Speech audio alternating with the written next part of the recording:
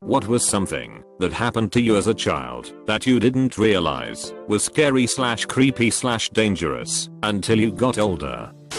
My family's station wagon blew a flat in the middle of the night on I-95 as we exited the city of Miami. I was 5 years old and riding along with my mom, grandparent, sibling and dad, who was driving, when the tire blew. It was the 80s. When the tire blew, everyone freaked out a bit. For some reason, my dad kept driving on the flat, even though we were traveling at a high speed. Eventually the tire wore down, or fell off, and we were riding on the rim, sparking down the freeway in the middle of the night. I remember the energy in the car turned to fear, but something was off. I was told, when I was older, that my dad saw a man in the center median throw a strip of nails attached to something into the middle of the highway, which my dad could not avoid. Turns out, people were using this method to rob and carjack highway drivers in the middle of the night. My dad somehow was aware of what was happening and responded accordingly by not stopping to change the tire for several miles. Luckily we had a full-size spare. We changed the tire several miles down the road and made it home safely. TLDR, my family was not carjacked and who knows what else, because my dad rolled with the punches. My sister's boyfriend tried to kiss me goodnight, and he stuck his tongue in my mouth. I bit his tongue cause well, I didn't understand it. I was 12 and pretty sheltered about that stuff. I realized after I made out with my first boyfriend what he'd been trying to do. Edit. Since people are asking, my sister was 5 years older than me, so she was 17. If I remember right, he was a year younger, so he would have been about 16. She never found out about it. They broke up after a while, but not before she lost her virginity to him and had a big pregnancy scare. I'm still not sure why he thought it was a good idea. Dude was just weird, I guess. Had massive family problems. Last I knew, he was a bisexual man engaged to a lady with 2 kids and another on the way. I still have no idea why it happened. Me and my sister hung out at his mother's place a lot because my parents were busy with volunteer firefighting. They didn't know that we were basically being used as live-in house cleaners for this guy's mother. Nanny was supposed to pick me up from an after school thing I was doing. She was a bit late, so I decided to walk home. Thing is, the school was 6 miles from my house, and I had to cross 2 overpasses to get there, which I did, while lugging my stuffed backpack. I made it about 5 miles, before getting too tired, and resting next to the sidewalk near the local mall. Then this guy on a motorcycle asks if I wanted a ride. I said yes, because fuck walking in the surprisingly creepy home stretch to my house, and hopped on his bike. We ended up talking a bit, and I found out he was an armored truck driver named Ray. He dropped me off at my house and that was the last I saw of him. My parents didn't find out until a few years later, when he showed up at the house, asking for some cash to buy his kid a Christmas present, mentioning how he'd helped me out that time. I had a kindergarten teacher who always gave me extra attention. He would bring me little gifts, hold my hand, walk me to the bathroom. After a few weeks my mom started asking me questions, and I told her how he would take me into the coat closet for special talks, and would give me lots of hugs. My mom took me over to where my dad was working, and had me tell him, and then we all drove up to the school and my dad beat the crap out of him. The next day I was put in a different classroom and I didn't see him at school anymore. When I was in 6th grade I walked into a math class for the first time at the start of the year, and he was the teacher. It all just kind of clicked in my brain when I saw him, what he had done, and might have tried to do, and why my dad beat him up. Needless to say, I went to the principal and made them call my dad, and when they told us that, since nothing was ever done legally and all that, he would keep teaching, and he was the only math teacher, my dad put me in a different school.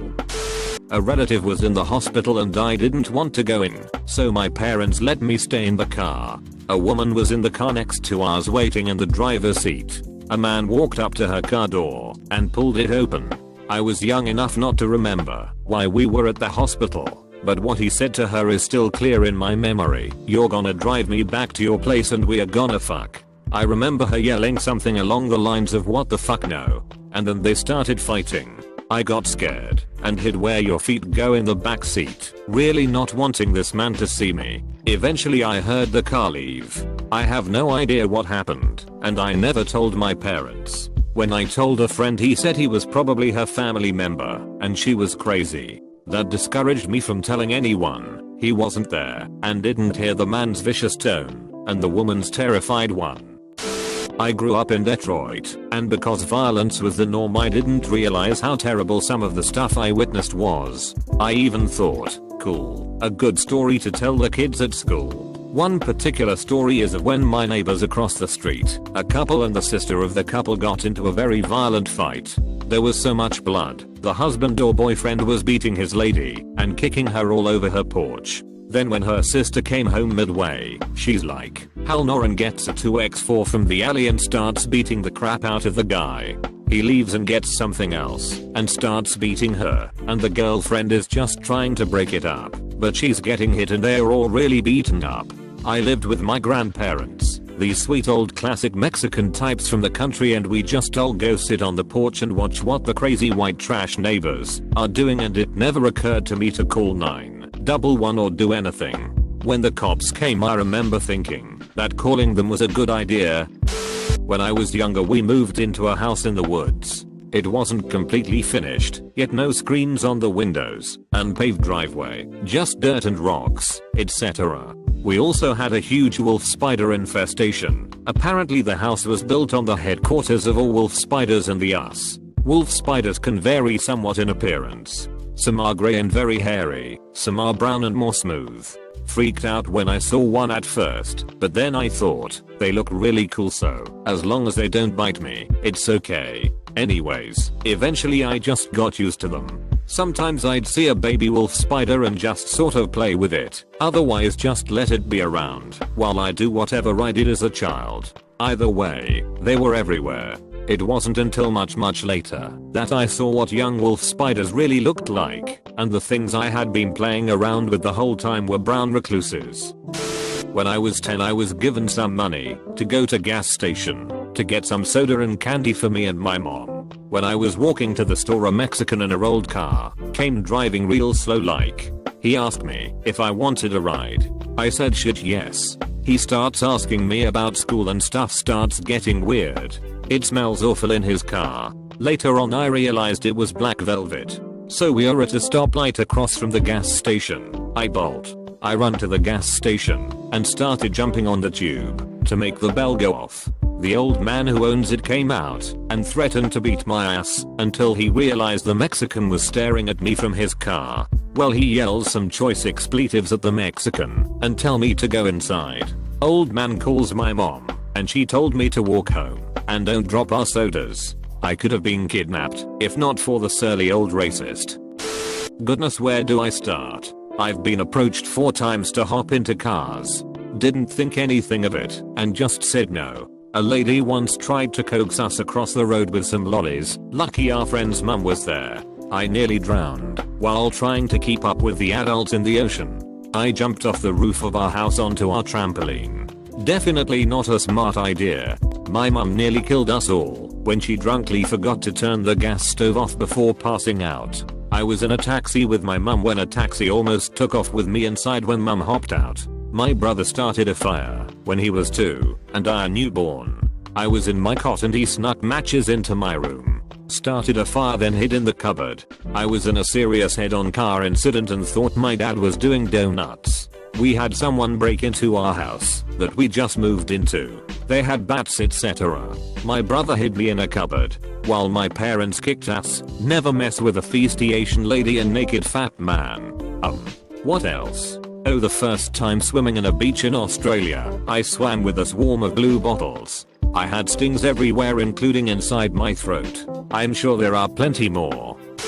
I was groomed into a cult by my extended family and didn't realize it was wrong or anything until I was handed over to my rapist as part of a rite. It's been a little over 25 years, and as an adult I fucking cannot set foot in a church or be near churchy people without panicking. This might be a little long. When I was still a toddler, around 3 or so, my mom and dad took my sister, 10 years old, and I on a trip to Toronto. We were towing a small trailer and I guess it got a flat. For some reason my parents unhooked the trailer, spread a blanket, and left my sister and I to watch it while they drove to a repair shop. Note, we were on the 401 highway, which is a divided 70 miles per hour at the time, speed limit 4-lane freeway. There couldn't have been a repair shop for 60 or more miles. They took off for what seemed like hours. Cold bean, I was 3. So we are sitting there, and a station wagon pulls to the shoulder and comes to a stop. By the time I noticed, a middle-aged man had scooted to the passenger side of his car, opened the door, and was whacking it for all it's worth. I just stared at him, because I was curious, and my sister said, "Don't look and he'll go away." I thought she said, "Don't look or he'll go away." So I pretended to cover my eyes and stared through my fingers, because I thought she wanted him to stay. In any case, he finally finished up and left, but came back after a fair while.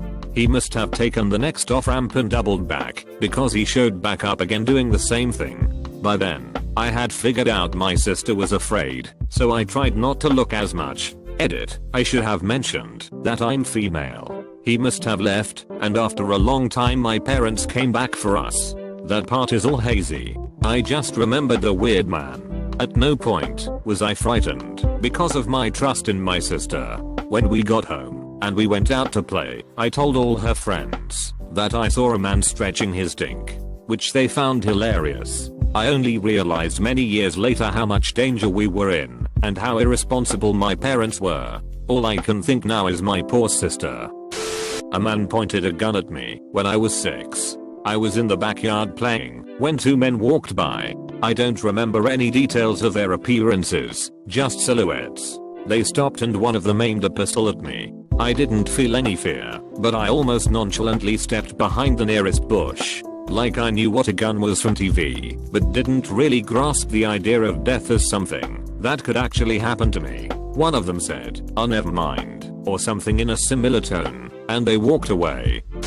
I was outside in the driveway while my parents were working in the yard out back.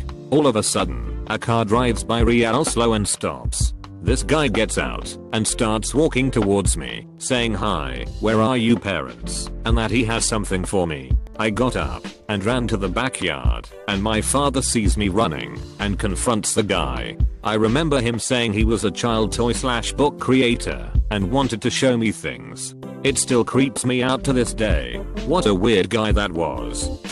Not creepy, but a near-death experience caused by stupidity. When I was 7 or 8, me and a couple of buddies ran wild in the local woods every day. Our parents just let us out of the house in the morning and expected us back for lunch and dinner. Apart from that, we weren't supervised at all. We had our camps and our favorite climbing trees, wasps' nests that we kicked, a box of found porno mags, and all the other things that you used to find in the woods in the 1970s. One day Joe had stolen a box of matches from home, so we decided to make a bonfire.